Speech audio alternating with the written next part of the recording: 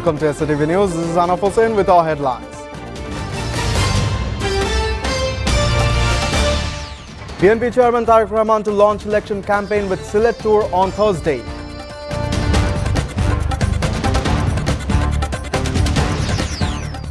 Mob tactics can no longer shape public opinion, says Jamaat-e-Islami chief.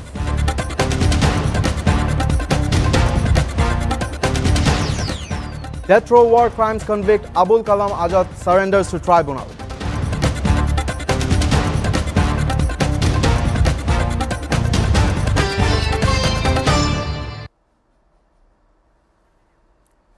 Now in details.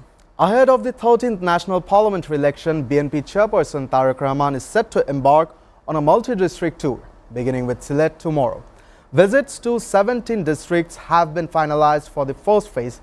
During Tariq Rahman will address positions and public rallies across the country. According to the Election Commission's schedule, symbols for the parliamentary election will be allocated on January 21, followed by the official campaign launch on January 2022. Since the founding of the BNP, Ziaur Rahman and Khaleda Zia have traditionally launched their parliamentary election campaigns from Sylhet. Tariq Rahman's campaign will follow the same continuity. After arriving in Sylhet by plane on the night of January 21, Tariq Rahman will visit the shrines of Hazrat Shah Jalal and Hazrat Shah Paran the next day before attending a mass rally at the Aliyah Madrasa Field in Chauhata at 11 a.m. He will later address separate gatherings in Maulavi Bazar and Hobiganj, and en route back he is scheduled to speak at processions in Brahmanbaria, Kisharganj, Narshindi and Naranganj.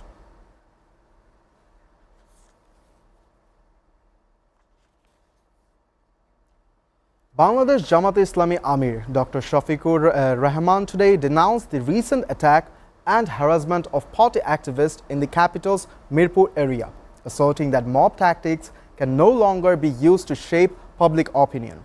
He made the remarks while visiting party members injured in an attack at Ibn Sina Hospital in Kalyanpur. Dr. Shafiqur Rahman said that even if for argument's sake any Jamaat activist and violated the electoral code of conduct, there are appropriate authorities to deal with such matters. They should inform the authorities who will take actions in accordance with the law and engage us in the process. We should be asked for clarification, he added. Condemning what he described as dirty mob violence, the Jamaat chief said they hoped such accidents would end immediately. People are now far more conscious. The day of influencing public opinion by creating mobs are over, he said. Everyone must go to people with their arguments, party commitments and ideology. The public will decide whom to trust after considering the past and present. Abul Kalam Azad, a fugitive convicted of war crimes in 1971, has surrendered to the International Crimes Tribunal. He appeared before the tribunal earlier today and submitted an application for his surrender. The tribunal's prosecutor, Ghazi M.H. Tamim, said. Prosecution officials said he subsequently left the tribunal after submitting his applications as no hearing was held. Former Jamaat-e-Islami leader Azad was sentenced to death in the first verdict in a 1971 crimes against humanity case by International Crimes Tribunal. Under the Awami League government on January 21, 2013, he was found guilty of killing 14 people, kidnapping 9 people, detaining 10, setting fire to 5 houses, and looting 15 more during the Liberal War. The ICT2 bench, led by Justice Obaidul Hassan, sentenced him to death by hanging after he was found guilty on 7 of 8 charges.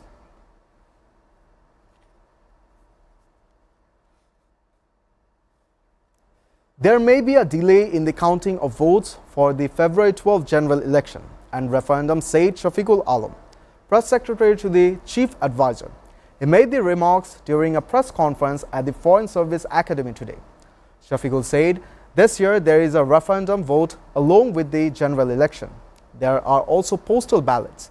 Due to this, there may be some delay in counting votes. Please inform the general public in advance so that rumors do not spread about this ad.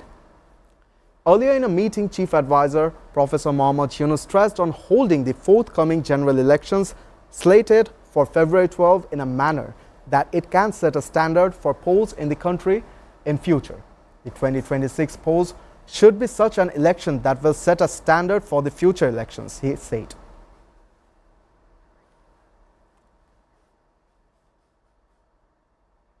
Viewers, we are taking a short break. Stay with us.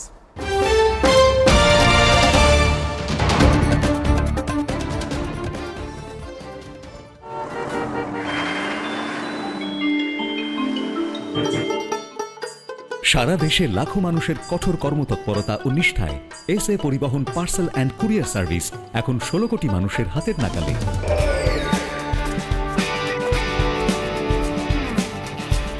দীর্ঘ 30 বছর ধরে বিশ্বস্ততা ও দ্রুততার সাথে সেবা দেওয়ায় গ্রাহক সেবায় এখন শীর্ষে। বাংলাদেশে গ্রাহক সেবার সাফল্যের পর এসএ পরিবহন পার্সেল অ্যান্ড কুরিয়ার সার্ভিস এখন বিশ্ব বাণিজ্য কেন্দ্র সিঙ্গাপুরে। আপনার যে কোনো পণ্য সিঙ্গাপুর থেকে বাংলাদেশে বুকিং এর জন্য যোগাযোগ করুন। এসএ পরিবহন private limited, logistics parcel and courier service, 22 Roberts lane, Singapore 218302। Phone 0065 629 24900।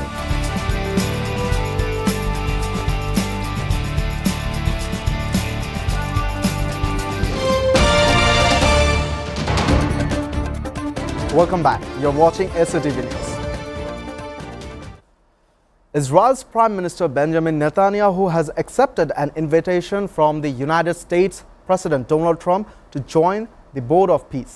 The Israeli leader's office announced on Wednesday that Netanyahu is to join initiative despite the International Crimes Court having issued a warrant for his arrest for war crimes in Gaza. Israeli Foreign Minister Gideon Sar said on Monday that US President Donald Trump invited Israel to join a new Board of Peace initiative. Sar described Trump as the one that is building this piece of board and added that Trump had also invited Russian President Vladimir Putin to participate in the initiative. Bangladesh থেকে সিঙ্গাপুরে পণ্য booking এর জন্য যোগাযোগ করুন ঢাকা সহ দেশের যে কোনো 80টি শাখা কেন্দ্রে। এসএ পরিবহন পার্সেল অ্যান্ড কুরিয়ার সার্ভিস, আপনার সেবা সব সময়। Welcome, Grand Palace Hotel, Dhaka. A majestic lobby blending timeless elegance.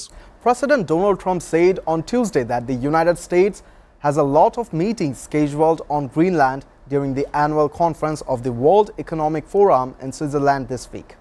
Trump told press conference that he doubted European nations would scrap commitments to invest in the United States if it took action to acquire Greenland. The United States and NATO will come to an agreement on the future of Greenland that will satisfy both sides, Trump added. Earlier in the day, Trump had said there was no going back on his goal to control Greenland, refusing to rule out taking the Arctic island by force.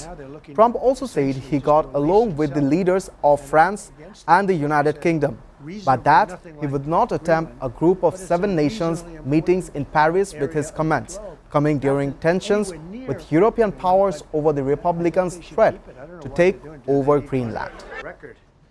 So, last night on Truth Social, you said that the British plan to hand the base at Diego Garcia.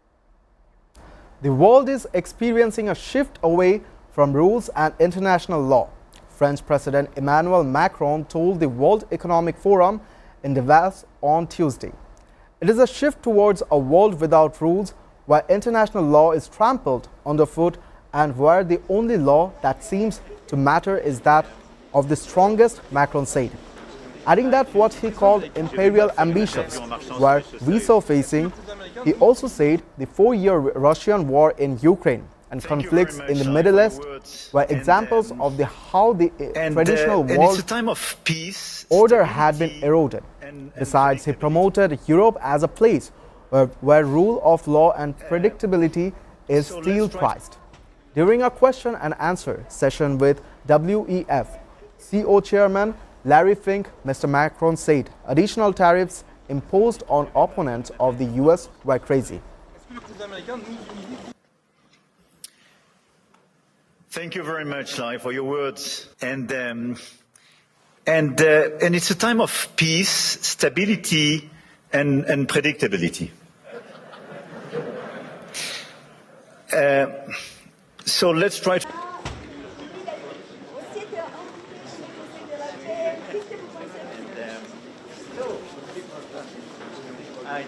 Je ne vais pas faire une interview en marchant sur des choses sérieuses. Est-ce que le président américain nous unifie? Thank you very much, Lai, for your words. And Russian Foreign Minister Sergei Lavrov said on Tuesday that Greenland was not a natural part of Denmark and that the problem of former colonial territory was becoming more acute. Speaking at a news conference in Moscow on Tuesday, Lavrov also said Russia had no interest in interfering in Greenland's affairs and that Washington knew that Moscow itself had no plans to take control of the island. He also said that Russia is unlikely to be able to make any agreements with the current leaders of European countries. Lavrov added that EU and Great Britain leaders are interested only in keeping the current Kiev regime and creating threats to Russia. Они слишком глубоко себя загнали. China has no intention of competing with any other country for influence, its foreign ministry said on Wednesday. As a US push to take control of Greenland threatens to reshape the power dynamics behind a decades-old transatlantic security alliance. China has always maintained that no matter how the international situation evolves, upholding the international system with the United Nations at its core serves the interest of the international community, said Guo Jiakun, spokesperson at the Chinese Foreign Ministry, when asked at a regular news briefing if Beijing welcomed the chaos in Greenland.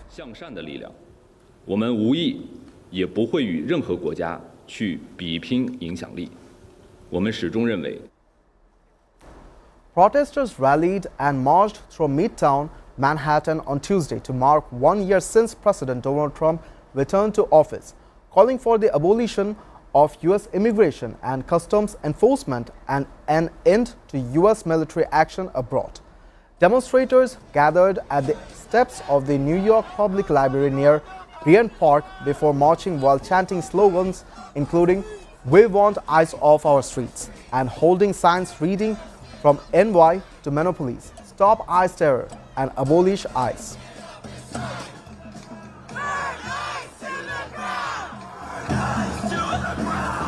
We here marking 1 year since Trump's inauguration.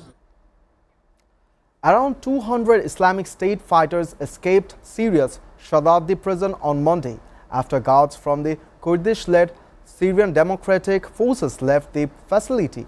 But Syrian government forces recaptured many of them, a US official said on Tuesday. According to Reuters, the official speaking on conditions of anonymity said about 400 foreign fighters from Islamic State had been transferred from Shadadi prior to January 9th. Modern design. Experience 5-star comfort in suites and rooms. Sophisticated fine dining restaurant. Crystal clear swimming pool for ultimate relaxation.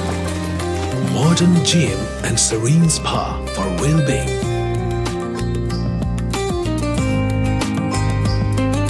Perfect. Venezuela's interim president Delcy Rodriguez said on Tuesday that the country has received $300 million from oil sales, the first proceeds from US President Donald Trump's announced 50 million barrel oil supply deal with Caracas, following the capture of President Nicolas Maduro earlier this month. Trump said separately on Tuesday his country had taken that 50 million barrels out of Venezuela and was selling some of it on the open market. Those shipping records show that volume has not yet been exported. According to Reuters, 4 Venezuelan banks had been notified by the country's government that they would split $300 million of oil revenues deposited in an account in Qatar. enabling them to sell dollars to Venezuelan companies that need foreign exchange to pay for materials. Y las trabajadoras de Venezuela. Este sistema comunal donde la participación protagónica la tiene el pueblo. Vemos a la presidenta encargada compartiendo con los habitantes de esta local. Hoy debemos informar que han ingresado. Peruvian President George Jerry has asked to appear before the Congress to clarify meetings he held with Chinese businessmen outside of his official agenda, which are being investigated by the public prosecutor in a new political scandal rocking the country. Jerry, who assumed power in October after the explosion of former President Dina Boluarte, sent a letter to Congress on Tuesday requesting to participate the following day in the Legislative Oversight Committee that is also investigating him for the meetings. Jerry's meetings with businessman Hua Yang, who owns commercial stores and a concession for an energy project, and his failure to publicly disclose them as part of his agenda promoted criticism over a lack of transparency and potential corruption.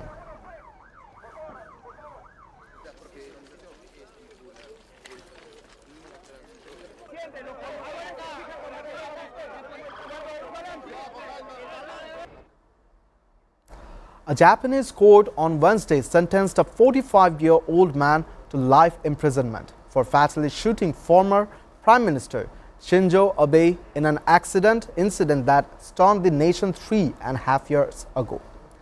Tetsuya Yamagami was arrested on the spot in July 2022 after fatally firing at Abe with a homemade gun while he was delivering a campaign speech in the western city of Nara. Abe, the country's longest-serving premier, was 67.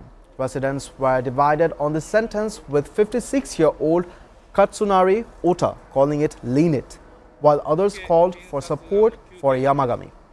Although he was no longer Japan's leader at the time, Abe remained a powerful and binding force within the ruling Liberal Democratic Party.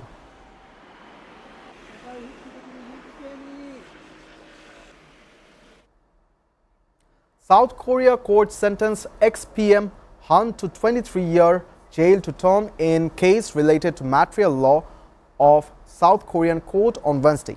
Sentenced former Prime Minister Han Duck-soo to 23 years in jail for charges including engaging in a key action of insurrection concerning ex-President Yoon Suk-yeol's declaration of martial law in December 2024. The Seoul Central District Court found Han guilty because he was considered instrumental in setting up the outward appearance of a cabinet meeting that facilitated the material law declaration, a judge said, calling it top-down insurrection. The lower court also found Han guilty of related charges such as perjury and creating false official document. Han had denied wrongdoing for all charges except partial perjury. Han, 76, is the first former cabinet minister to be handed a ruling by a lower court on criminal charges directly related to martial law. He was detained by the court immediately after the ruling.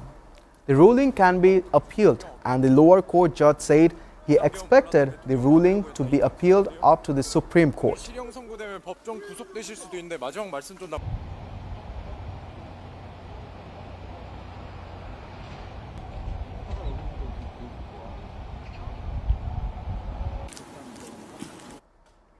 Before ending, we go through the headlines again. BNP Chairman Tareq Rahman to launch election campaign with Sylhet tour on Thursday.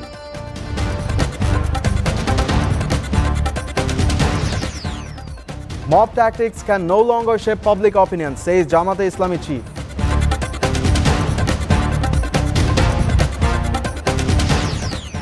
Death row war crimes convict Abul Kalam Azad surrenders to tribunal.